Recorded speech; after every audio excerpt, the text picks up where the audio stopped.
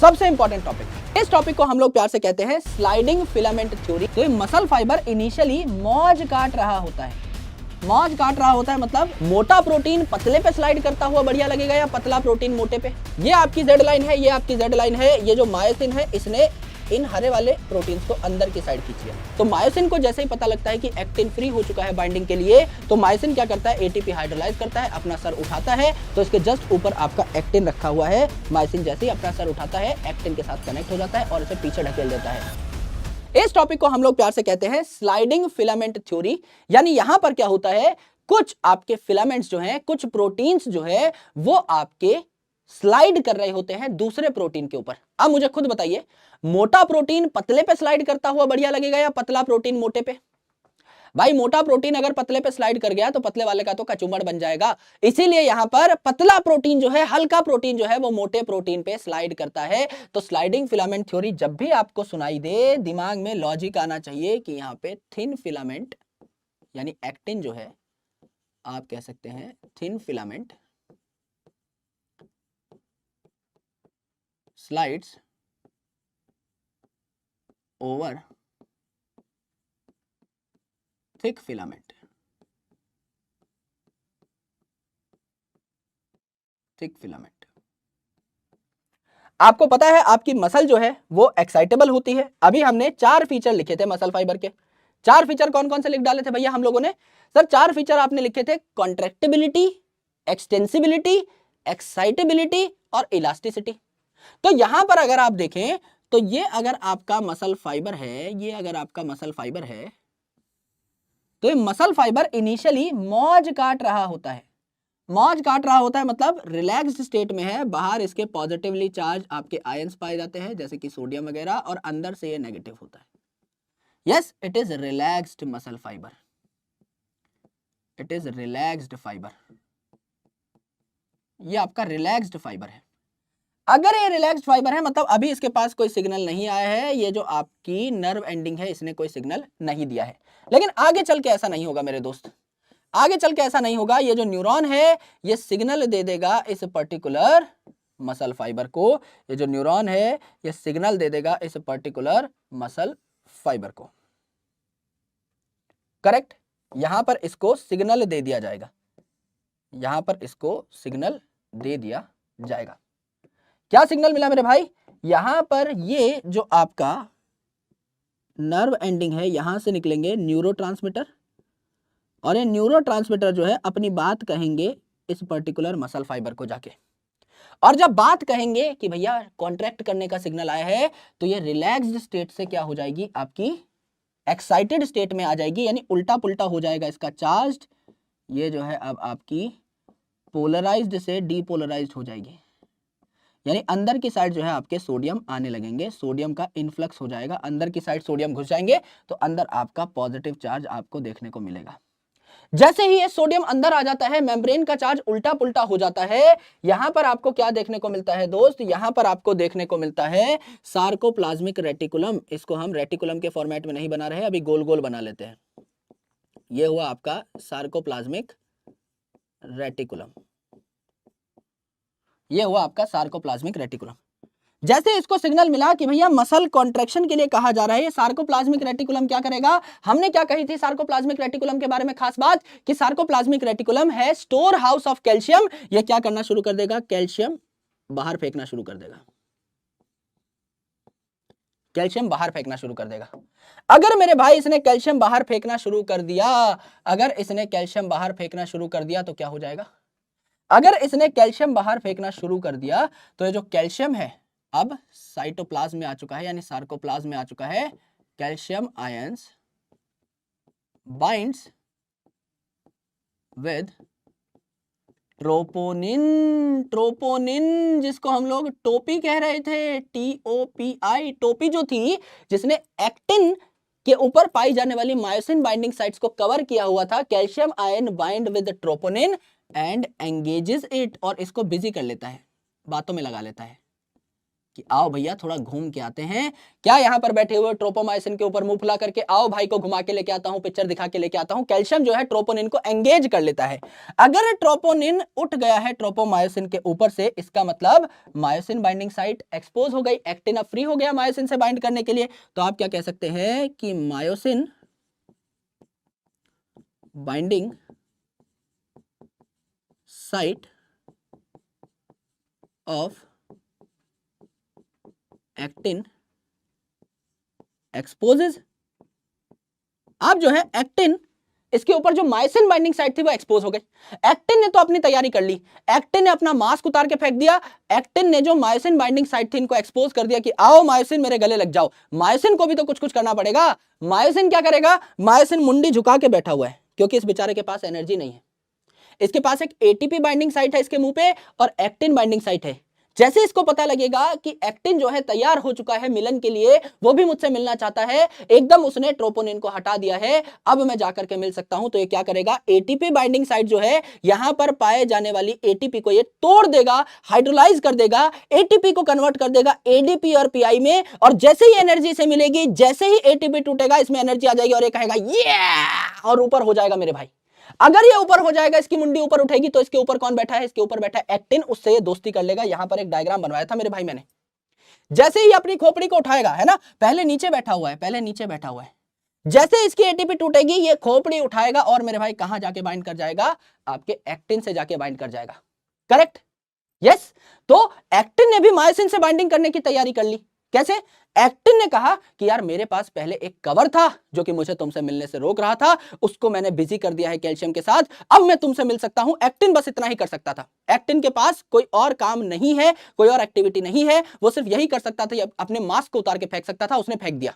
Myosin जो है इसके पास और भी काम है, इसको एनर्जी जुटानी है फॉर मसल कॉन्ट्रैक्शन, क्योंकि ये मोटा प्रोटीन है, इसकी मूवमेंट में एनर्जी लगती है। तो मायोसिन क्या करेगा, एटीपी को तोड़ेगा, जैसे ही एटीपी टूटेगी ये फटाफट क्या करेगा, मुंडी ऊपर करेगा और इसे चिपक जाएगा और इसको अपनी साइड खींच लेगा। अगर मुंडी इस साइड जा रही है, देखो ये, तो अंदर की साइड खींचा ना इसको, इसको कैसे खींचा, टॉई, इसको भी अंदर की साइड खींच लिया।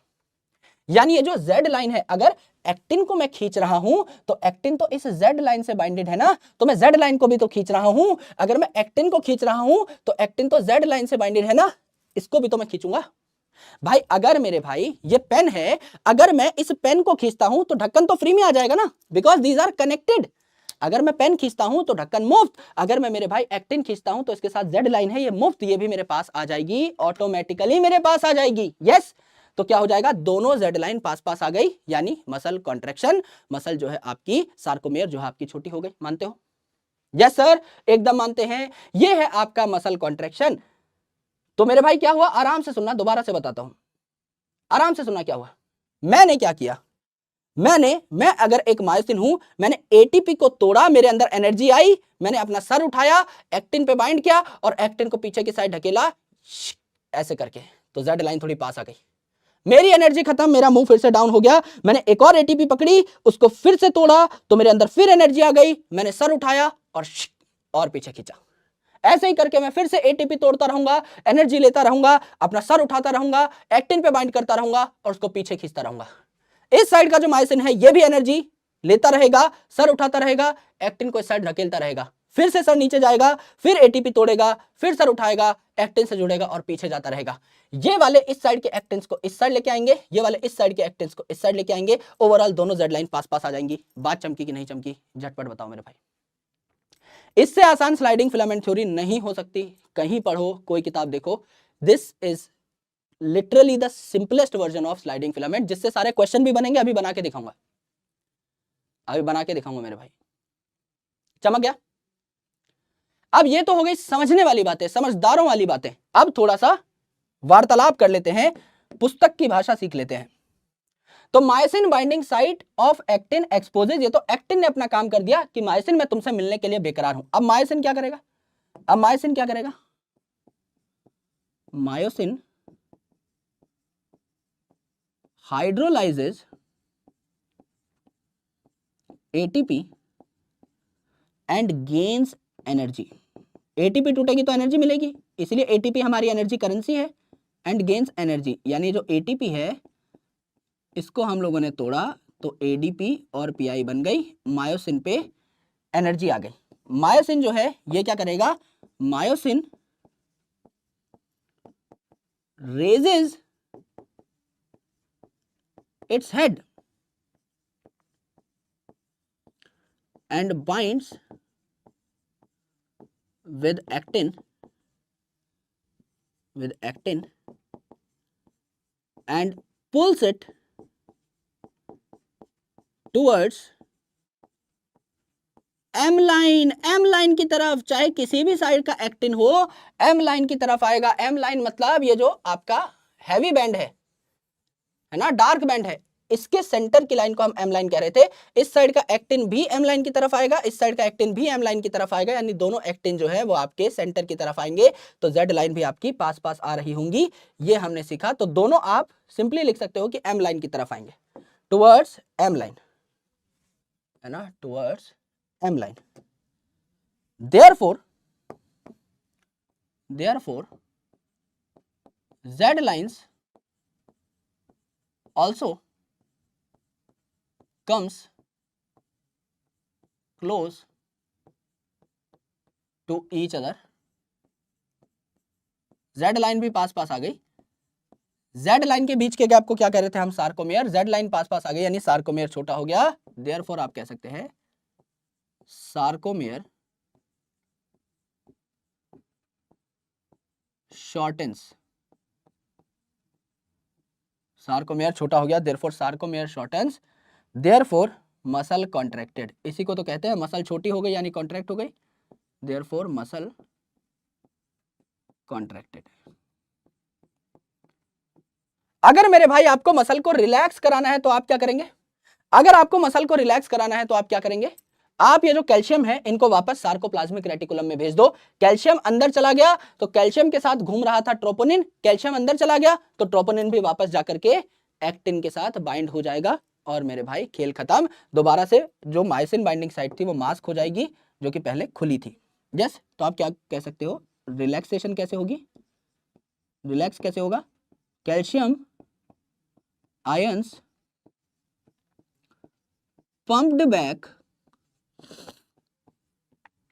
pumped back to sarcoplasmic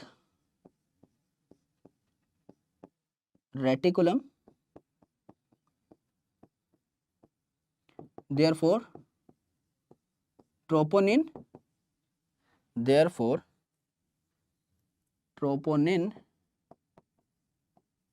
again masks the myosin binding site, troponin again masks the myosin binding site, therefore actin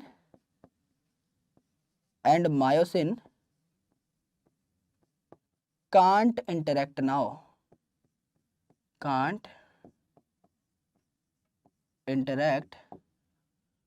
now, therefore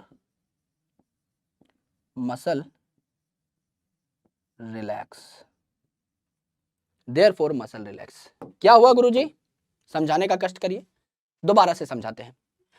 मैंने आपको कहा ये एक मसल फाइबर है, इस मसल फाइबर के पास एक मोटर न्यूरॉन का एंड पाया जा रहा है, लेकिन इसने अभी कोई सिग्नल नहीं दिया है कॉन्ट्रैक्ट होने का, तो ये रिलैक्स्ड पड़ा हुआ है, यानी बाहर इसके पॉजिटिवली चार्ज आयंस है, अंदर नेगेटिवली चार्ज आयंस है। जब इस न्यूरॉन की एंडिंग ने सिग्नल दे दिया, एसिटाइल कोलिन यहां पे आ गया, तो मेरे भाई चार्ज इसका उल्टा पुल्टा हो जाएगा, यानी ये जो मसल फाइबर है इसमें कॉन्ट्रैक्ट करने का सिग्नल आ चुका है। जैसे ये सिग्नल अंदर आएगा सार्कोप्लाज्मिक रेटिकुलम को पता लग जाएगा कि अगर कॉन्ट्रैक्ट करने का सिग्नल आया है तो मुझे एक्टिन और मायोसिन के मदद में मिलन में हेल्प करनी होगी, मदद करनी होगी। एक्टिन और मायोसिन के मिलन में ये कैसे मदद करेगा सार्कोप्लाज्मिक रेटिकुलम, ये क्या करेगा, स्टोर हाउस ऑफ कैल्शियम है ये, तो कैल्शियम को रिलीज कर देगा। ये कैल्शियम क्या करता है, आपके एक्टिन पे जो पाया जा रहा था ट्रोपोनिन, उस प्रोटीन को एंगेज कर लेता है। कैल्शियम कहता है ट्रोपोनिन आओ तुम्हें घुमा के लाता हूं, तब तक जो एक्टिन था इसके ऊपर मायोसिन बाइंडिंग साइट जो थी एक्सपोज्ड हो गई। क्योंकि वहां से ट्रोपोनिन हट चुका है। तो एक्टिन अब तैयार है मायोसिन से बाइंड करने के लिए। मायोसिन कैसे तैयार होगा? उसका सर नीचे है, हेड डाउन करके बैठा हुआ है, उसको सर ऊपर करना पड़ेगा, मुंडी उठानी पड़ेगी, जिसके लिए उसे एटीपी को तोड़ना पड़ेगा। तो मायोसिन को जैसे ही पता लगता है कि एक्टिन फ्री हो चुका है बाइंडिंग के लिए, तो मायोसिन क्या करता है? एटीपी हाइड्रोलाइज करता है, अपना सर उठाता है, तो इसके जस्ट ऊपर आपका एक्टिन रखा हुआ है। मायोसिन जैसे ही अपना सर उठाता है, एक्टिन के साथ कनेक्ट हो जाता है और इसे पीछे ढकेल देता है। फिर इसकी एनर्जी खत्म, फिर नीचे आ गया, फिर एटीपी तोड़ी, फिर एनर्जी आ गई, फिर सर ऊपर किया, फिर एक्टिन को ढकेला, एंड इस हिसाब से एक्टिन मायोसिन की बाइंडिंग होती रहती है। जब हमें मसल को रिलैक्स करना होगा तो हम क्या करेंगे? इन कैल्शियम्स को दोबारा से सार्कोप्लाज्मिक रेटिकुलम में भेज देंगे, क्योंकि सार्कोप्लाज्मिक रेटिकुलम है store house of calcium ion. तो वापस से कैल्शियम हमने अंदर फेंक दिया। अगर वापस कैल्शियम हमने अंदर फेंक दिए मेरे भाई, तो अब आपका ट्रोपोनिन जो है ये दोबारा से आपका एक्टिन पे बाइंड कर जाएगा, यानी आपका मायोसिन बाइंडिंग साइट जो है वो उनको ब्लॉक कर लेगा। यस, तो अल्टीमेटली आपकी मसल जो है रिलैक्स हो जाएगी। ये हमने सीखा। यहां तक की बात समझ में आई या नहीं बताइए? अब इस चीज को थोड़ा सा और लॉजिकली सीखते हैं। इस चीज को थोड़ा सा और लॉजिकली सीखते हैं मेरे भाई। आराम से देखिए, ये आपकी जेड लाइन है, ये आपकी जेड लाइन है। ये जो मायोसिन है इसने इन हरे वाले प्रोटीन्स को अंदर की साइड खींच लिया, अंदर की साइड खींच लिया। तो जो मायोसिन है इसके साइज में तो कोई बदलाव नहीं हुआ। ये जो मायोसिन है इसके साइज में कोई बदलाव नहीं हुआ है, तो ये तो एज इट इज रह जाएगा, एज इट इज रह जाएगा। अगर मेरे दोस्त मेरे भाई, अगर इन हरे प्रोटीन्स को आप अंदर खींच रहे हो, हरे प्रोटीन्स को अंदर खींच रहे हो, तो ये जो स्काई ब्लू वाली लाइन है ये भी तो अंदर की साइड आएगी, ये भी तो आपके अंदर की साइड आ जाएगी, अंदर की साइड आ जाएगी। ये भी आपकी कहाँ आ जाएगी? अंदर की साइड आ जाएगी। अगर ये अंदर की साइड आ गई है मेरे दोस्त, तो ये जो हरे वाले प्रोटीन्स हैं इनका साइज तो सेम रहेगा ना। साइज में तो किसी के कुछ हो ही नहीं रहा, हम तो बस इनको पास बुला रहे हैं, तो इनका size as it is same रहेगा। इनको आप यहां पर बुला सकते हैं, करेक्ट, इनको आप यहां पर बुला सकते हैं। आए,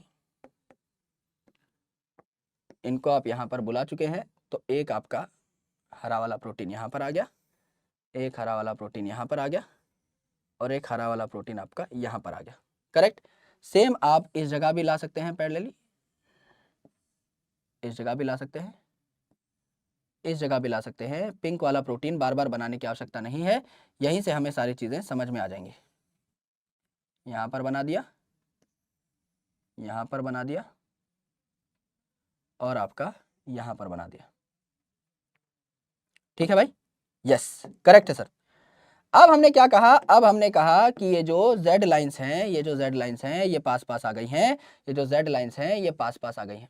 क्यों? क्योंकि ये जो मोटे मोटे प्रोटीन्स थे, ये जो आपके मायोसिन प्रोटीन थे, इन्होंने एक्टिन को इस साइड खींच लिया, एक्टिन को इस साइड खींच लिया, तो ये जेड लाइंस भी पास पास आ गई। अब इससे ज्यादा छोटी तो नहीं हो सकती, ये जेड लाइन यहाँ पे आके अटक जाएगी, इससे ज्यादा छोटी मसल नहीं हो सकती। मिनिमम साइज इसका हो चुका है, करेक्ट, मिनिमम साइज इसका हो चुका है।